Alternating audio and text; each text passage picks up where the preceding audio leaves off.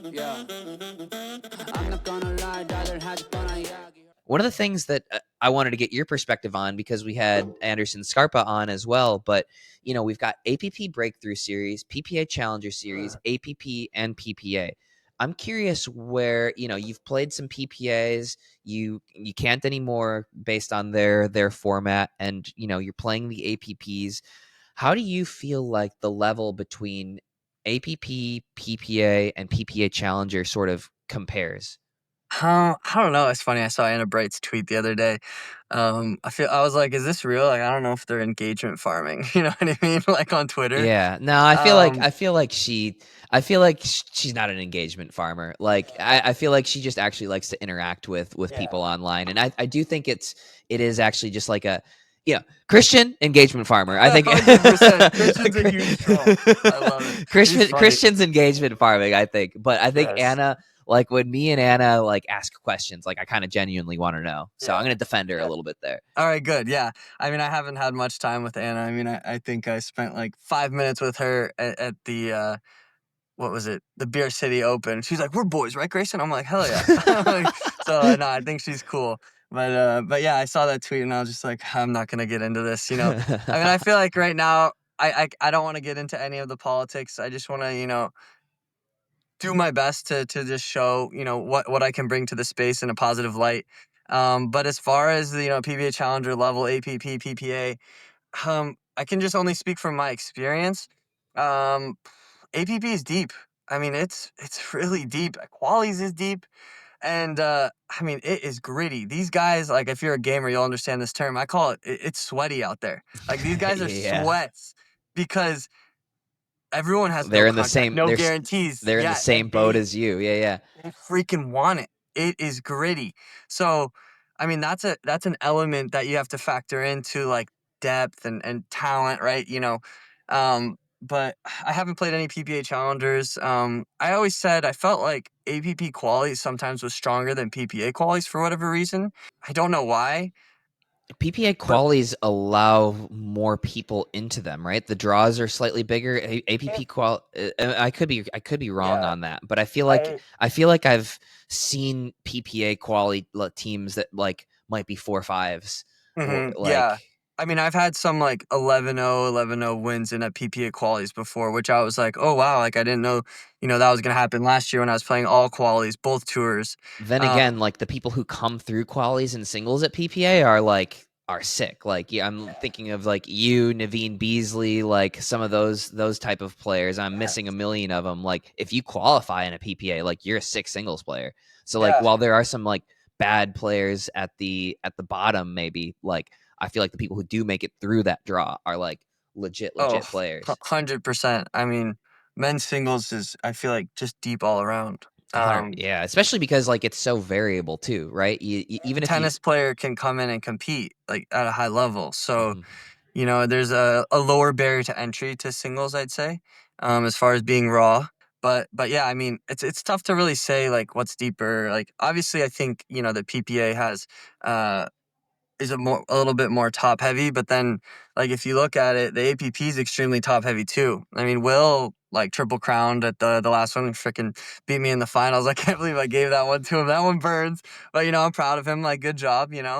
But I wish that there was like one tour, one place where we could all just compete, and then we wouldn't be leaving this up to wondering. You know what I Yeah. mean? So we can't Then I really. would have nothing to talk about then. No, no, no. We need I know, this. I I know. would have nothing Yeah, to talk about. that's true. Scarpa, Anderson Scarpa, welcome to the podcast. Congratulations, PPA Challenger Triple Crown last weekend in Maine. How's it feel? Thanks, man. It feels good. Glad to just get match reps and practice heading into Atlanta. So felt good to get the it felt good to get the triple crown. That was the goal going in. So yeah, Yeah. So have you played a PPA Challenger event before? that was the first one.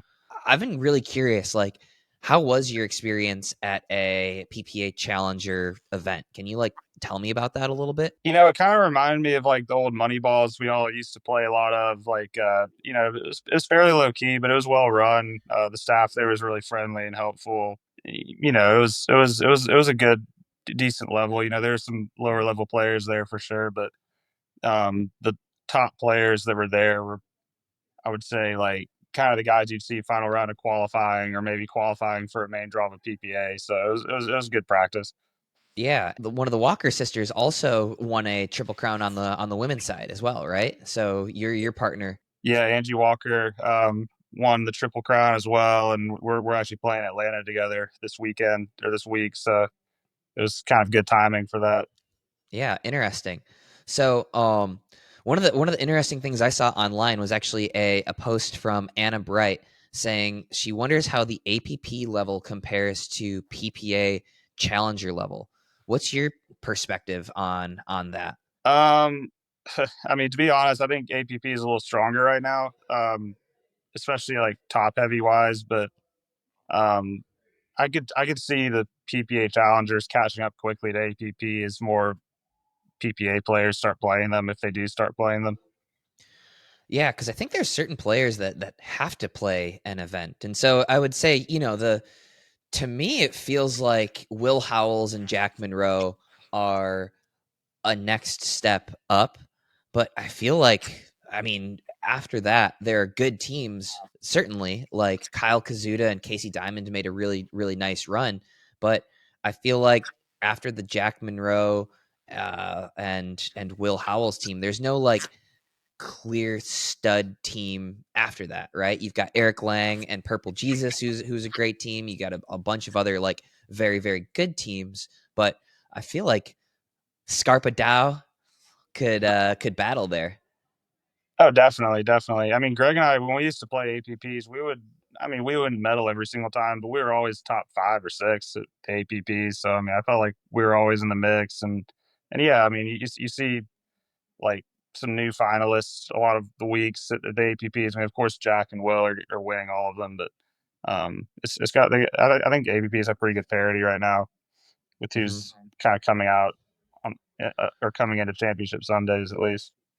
Yeah, definitely. And I think also, the time where you and the time where you and Greg Dow were playing APP, there was a deeper APP field as well, right? There was Dylan Frazier, Andre Dascu, Rob Nunnery, myself, J Dub, and several more. And then when the whole Tour Wars thing happened, a lot of those players left, and now we're looking at sort of the new crop of APP players. And APP also announced recently their breakthrough series, which is essentially geared to be the PPA Challenger, their own version of sort of the PPA Challenger. So I'm curious what you think. Like, no contracts, some new player is coming up through the ranks. Let's say I'm a up and coming college tennis player who just finished. What would be your perspective on like the way to go pro? Do you start with APP tournaments, APP Breakthrough, PPA Challenger Series? Where do what's the path now, do you think? That's a good question. I mean, if I were a new player coming in, I would find the PPA Challenger Series pretty enticing because, I mean, for one, you get a lot of good matches, but also I think APP changed their structure to where, if you have no points, you have to go through a pre-qualifying and then a qualifying, and it's kind of you may or may not make main draws. And also too, like with APPs, I think there's only like 12 events this year. So I don't know, if I was looking at it from a perspective of someone trying to get match experience in a lot of tournaments, I mean, one tournament a month, like that might not be enough. So I mean, I'd probably strongly look at the Challenger Series that the PPA is doing. Yeah. Yeah. So what type of prize money did you win at the PPA Challenger? I have no idea, man. Like honestly, the only reason I played it was to get the match reps heading into Atlanta because we haven't played a tournament or I haven't played a tournament. You've been playing MLP, but I haven't played a tournament since North Carolina PPA over a month ago. And as you know, like it's tough to replicate match nerves and the mental stuff that goes along with that. So I just thought it was a good opportunity to get some match reps, be a little battle tested heading into Atlanta. I think it's a pretty big tournament. So Yeah. So winning this doesn't count for winning. This isn't relevant for you because you're already a PPA gold card member and whatnot. But if you are to win a PPA Challenger event, I believe a PPA contract. You get which you can get into main draws and whatnot, which is obviously huge for visibility perspective for a lot of these players. Yeah. I'm not gonna lie, rather had fun, yeah.